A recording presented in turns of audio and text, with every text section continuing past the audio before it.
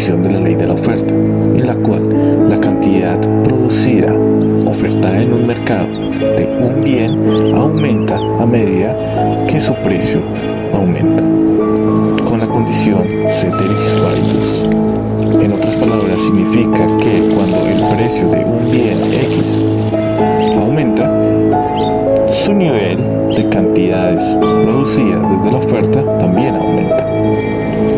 Para entender que la producción equivale a la oferta en el mercado, se da con el fin de la racionalidad del productor, en la cual produce un bien para poder venderlo en el mercado.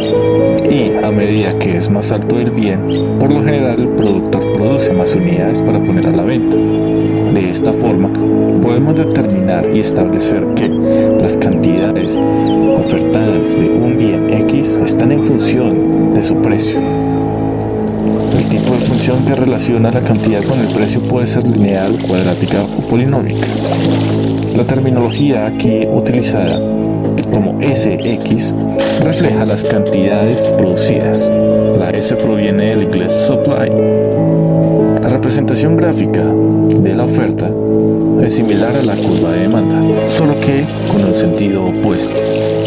Esto en virtud de que, desde la perspectiva del productor, a medida que vende un bien X y su precio aumenta, la cantidad que aspira a vender en el mercado aumenta.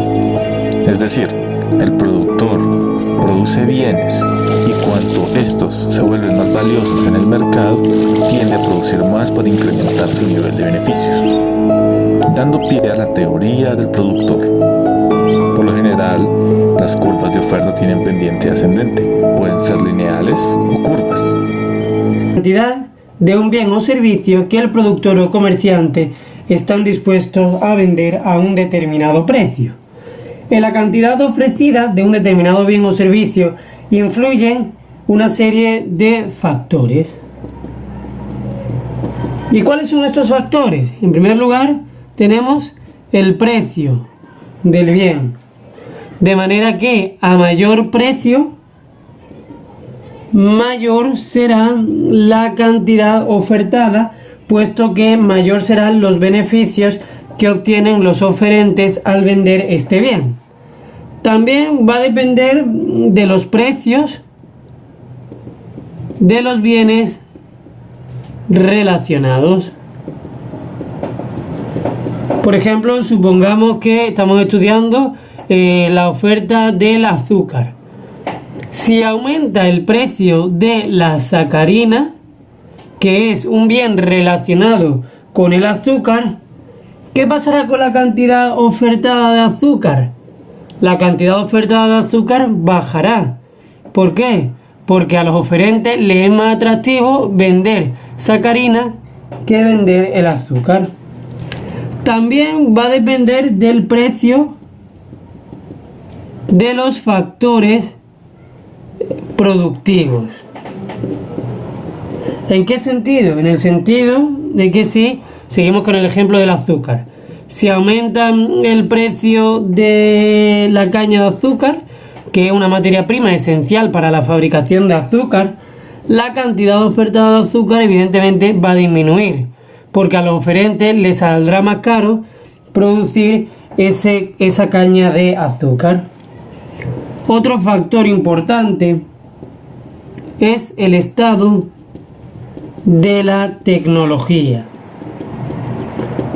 La tecnología hace que se creen nuevos productos, por lo tanto que surjan nuevas ofertas, y además hacen que con la misma cantidad de factores se puedan producir una mayor cantidad de productos. Por ejemplo, supongamos que se inventa una máquina que puede fabricar azúcar más rápido. Entonces, con el mismo tiempo, se podrá fabricar una mayor cantidad de azúcar. Por lo tanto, la oferta aumentará. De tal forma que la relación entre la tecnología y la cantidad ofertada será directa. Es decir, un aumento de la tecnología provocará un aumento en la cantidad ofertada. Y por último, también va a depender de los objetivos empresariales. Esto ya depende de cada oferente. Puede ser que al oferente le interese aumentar la cantidad ofertada para de esta forma disminuir el precio, porque así él obtiene un mayor beneficio. O puede ocurrir que le interese disminuir la cantidad ofertada para que al disminuir la cantidad ofertada los precios aumenten. Esto sucede, por ejemplo, con la gasolina. Muchas veces se ponen de acuerdo los oferentes. Cuadro de doble entrada, que describe los flujos intersectoriales de la producción del aparato productivo y el intercambio de bienes y servicios entre los productores y los utilizadores finales. Proceso que tiene lugar en la economía de un país durante un periodo que generalmente es de un año. Si recordamos en Introducción a la Economía 1, en las escuelas de pensamiento económico se encontró entre los fisiócratas a François Clunet, creador de Le Tableau économique o cuadro económico, herramienta que representaba los gastos y productos del orden económico, así como juzgar los arreglos y desarreglos que el gobierno pueda causar en dicho orden. En la actualidad, el economista americano de origen ruso, Vasily Leon, por ello reciben el nombre de tablas intersectoriales. La palabra inglesa output designa el producto que sale de una empresa o industria, mientras que inputs son los factores o recursos que se requieren para realizar esa producción. Las TIO muestran la producción total de cada sector productivo y cuál es el destino de esa producción, cuánto de lo producido lo adquiere el consumidor y cuánto es adquirido por cada uno de los demás sectores. Para construir una matriz insumo-producto hay que considerar algunos elementos, como el tamaño o número de sectores. Hay matrices de 40 y hasta 100 o más sectores. Para el caso de El Salvador, en el año 1979, se elaboró una matriz insumo-producto que contiene 44 sectores o ramas. Otro elemento a tomar en cuenta es la unidad de observación estadística, que es el establecimiento, unidad técnico-económica de la que se obtienen los datos. Como se dejó, describe en la sección sobre producto y valor agregado, los sectores económicos se vinculan y entrelazan por medio de las actividades productivas y distributivas. Realmente hay una dependencia entre los tres sectores del sistema económico. Como herramienta de medición, se utilizará para medir las interrelaciones entre los sectores productivos. Para hacerlo desde un modelo simple, se inicia con una matriz insumo-producto de una economía cerrada sin gobierno. Esta, como todas, se compone de tres elementos. El primero determina la demanda interna o producción intermedia, tal como se observa en la figura. El segundo es el valor agregado de cada sector, que se obtiene sumando cada una de las retribuciones de los recursos productivos utilizados por cada sector. El tercero define la demanda final o producción final, compuesta por aquellas producciones dedicadas al consumo o la inversión. Si las filas representan las compras y las columnas las ventas, podríamos también decir que las filas son el destino y las columnas el origen. Con la siguiente información, complementar la matriz insumo-producto para un sistema cerrado. El sector 1. A. Envía al mismo 25 unidades. B. Vende al sector 2 66 unidades. C. Compra al sector 3 33 unidades. D. Producción intermedia o demanda interna es de 113. Al colocar la información del literal A, resulta fácil debido a que la intercepción es entre él mismo. En el caso del literal B, se trata de que el sector agricultura vende al sector industrial 66 unidades. En la transacción C, el sector agrícola le compró al sector 3 33 unidades. Ya colocados los primeros datos, se puede encontrar la información restante para el sector agropecuario. Si se sabe que la suma de los insumos utilizados por el sector de sí mismo y del resto de sectores da como resultado los insumos totales, por tanto, se pueden encontrar los insumos utilizados por el sector del sector industrial. Siguiendo con el mismo sector, se podría agregar el otro cuadrante de la matriz insumo-producto, que incluye la producción final y el valor bruto de la producción, de acuerdo a la siguiente información: completar. A. Su valor bruto de producción es de 178. B. Producción destinada al consumo es igual a la producción o demanda final. Si el sector agropecuario pagó en concepto de recursos económicos: A. Renta 20 unidades. B. Sueldos y salarios 40 unidades. C. Ganancia 15 unidades. D. El valor agregado es la sumatoria de los pagos realizados por los recursos económicos utilizados en la producción del sector. Se sabe que el valor bruto de la producción es la suma del valor agregado del sector y los insumos totales. Entonces, al tener el valor del valor bruto de la producción y el valor agregado, perfectamente podría obtenerse el valor de los insumos totales del sector.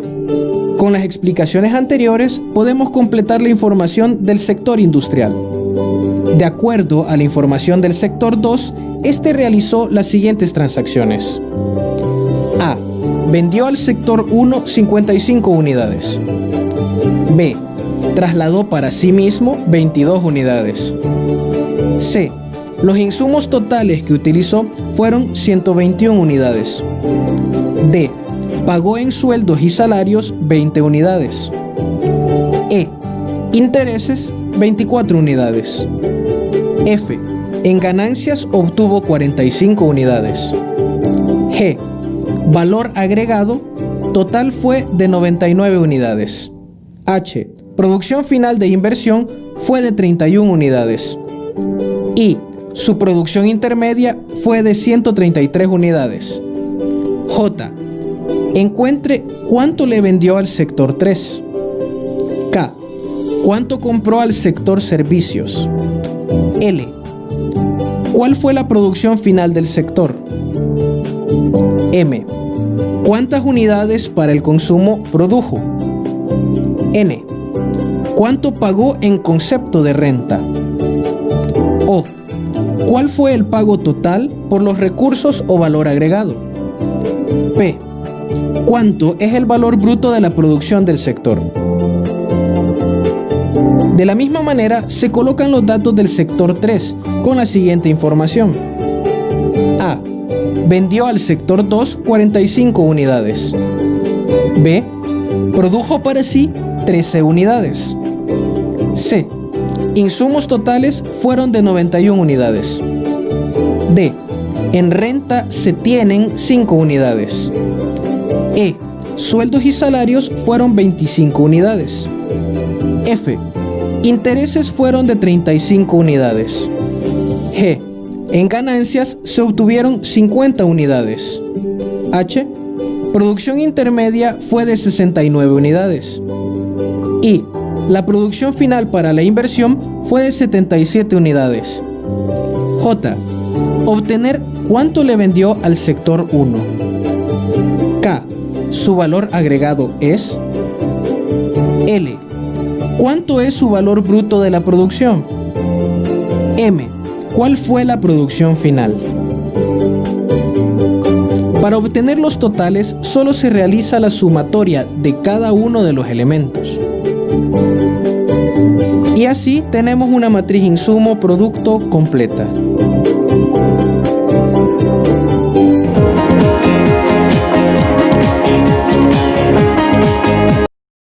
Con una situación cotidiana. Julieta tiene previsto realizar un asado de res en su casa y ha invitado a todos sus compañeros de clase, por lo que ha acudido al mercado agrícola, y ahí adquiere una serie de elementos indispensables para ese asado. Por ejemplo, compra algunas mazorcas, compra vegetales, y ahí mismo consigue la carne. Después se dirige al supermercado y ahí consigue elementos tales como vasos y platos desechables, servilletas y algunos refrescos. Después se recuerda que la mensualidad de la energía eléctrica ya se cumplía, entonces se dirige a la empresa de servicios públicos.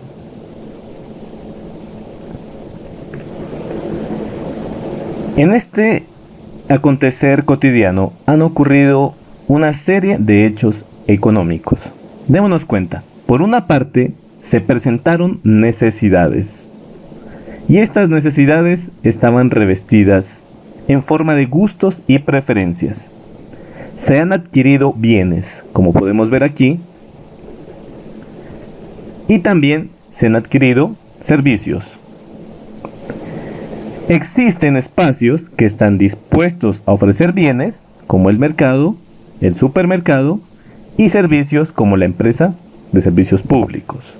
En pocas palabras, existen compradores, como Julieta, y vendedores, como las empresas que ya hemos mencionado. Se realizan intercambios, ventas desde el punto de vista de los negocios o de las empresas prestadoras de servicios y compras desde el punto de vista del demandante, es decir, en este caso, Julieta. Veamos el origen de la palabra y la definición de lo que es mercado. El término mercado encuentra su origen etimológico en el latín mercatus. Los romanos llamaban al comercio mercatus. Este término es empleado con gran frecuencia en la sociedad actual para referirse a todo espacio, físico o virtual, en el que se procede a comprar y vender diversos productos y servicios. Y detengámonos aquí. Dijimos espacio físico o virtual, puesto que hoy en día podemos encontrar espacios en los mercados o supermercados, en las tiendas o cualquier tipo de comercio. Y cuando decimos virtual, nos referimos hoy en día al comercio electrónico, es decir, todo aquel que se realiza a través de la web. Fijémonos bien de las dos actividades que se realizan en el mercado: comprar y vender diversos productos y servicios. También puede entenderse entonces que el mercado es una organización que le permite a los oferentes, es decir, a los vendedores, apuntémoslo por acá, lo apuntamos, y a los demandantes o compradores establecer un vínculo comercial con el fin de ¿qué? De realizar operaciones de diversa índole, acuerdos o intercambios para adquirir productos y servicios. Educatina te recomienda Competencia perfecta. Diremos inicialmente que un mercado de competencia perfecta es aquel en el que hay muchos vendedores, como podemos ver en la ilustración, muchos vendedores, pero también hay muchos compradores. Ahora, en estos negocios, producir una porción o ración de pizza cuesta $1, pero el precio de venta al público es de $1.50. Ahora otro dato: las personas de esta ciudad, que son 2.000 individuos, vamos a suponer que son 2.000, están dispuestas a pagar por una porción de pizza $1.50. A ellos les llamaremos agentes precio aceptantes, puesto que determinan que el precio de la porción de la pizza es racional. O en otras palabras, que este precio es módico y que está al alcance de sus bolsillos. Miren, si las pizzerías tuvieran que subir el precio de la porción de esta pizza, por motivo de la subida del precio de la harina, por ejemplo, quizás las ventas disminuirían debido a que las personas no estarían dispuestas a pagar mucho por esta ración. Una eventualidad que no podría acontecer es que la vendieran por debajo del precio de producción, puesto que no alcanzarían a recuperar lo invertido y el negocio no se podría mantener. Si nos fijamos bien, tanto los vendedores como los compradores están satisfechos en los siguientes sentidos. Por una parte, los compradores están adquiriendo exactamente la cantidad de pizza que les satisface. Es decir, en nuestro supuesto, las 2000 personas se comen una ración de pizza. Y por el lado de los vendedores, ellos están satisfechos, pues venden exactamente las cantidades de pizza que quieren vender. Es decir, lo que los compradores necesitan. Esto resulta en una situación de los mercados de bienes y servicios donde la interacción de la oferta y la demanda determinan el precio. Es importante conocer cuáles son las condiciones que se deben dar para que exista un mercado de competencia perfecta. Como ya lo hemos dicho, debe existir un buen número de compradores y vendedores, así ninguno podría ejercer una influencia apreciable sobre los precios. En este caso, se dice que los agentes son precio aceptantes, como ya lo dijimos anteriormente. Precio aceptantes. Segunda condición, las empresas venden un producto homogéneo. La homogeneidad del producto supone que no existen diferencias entre el producto que vende un oferente, es decir, una empresa, y el que venden las demás empresas. Tercera condición, los compradores y los vendedores tienen información completa y gratuita. Es decir, los compradores disponen de la misma información sobre los precios y las cantidades ofertadas de los bienes por los vendedores. Y la cuarta condición es que no existen barreras de entrada o salida al mercado. En nuestro ejemplo, si una empresa está produciendo pizza y no obtiene beneficios, abandonará esta actividad y comenzará a producir otros bienes que generen beneficios. Y también al contrario, cualquier empresa podría acceder al mercado atraída por la existencia de altos beneficios.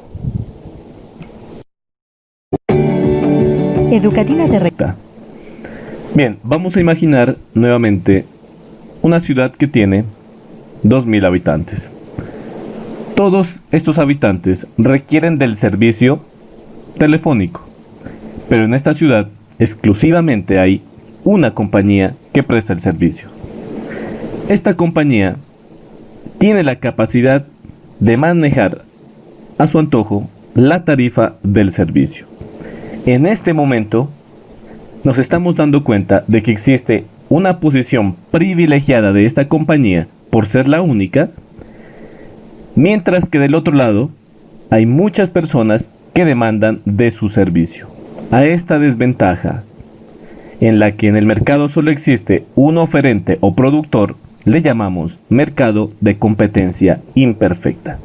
O lo mismo, es la situación en la que unos pocos o un solo agente en el mercado produce, distribuye y comercializa un determinado bien o un servicio, pero también tiene la capacidad de afectar directamente sobre el precio del bien o del servicio.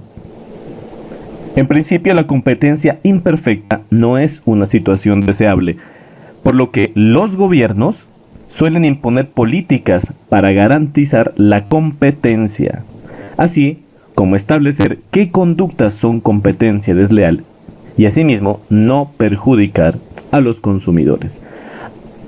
Pero conozcamos ¿cuáles son las características del mercado de competencia imperfecta?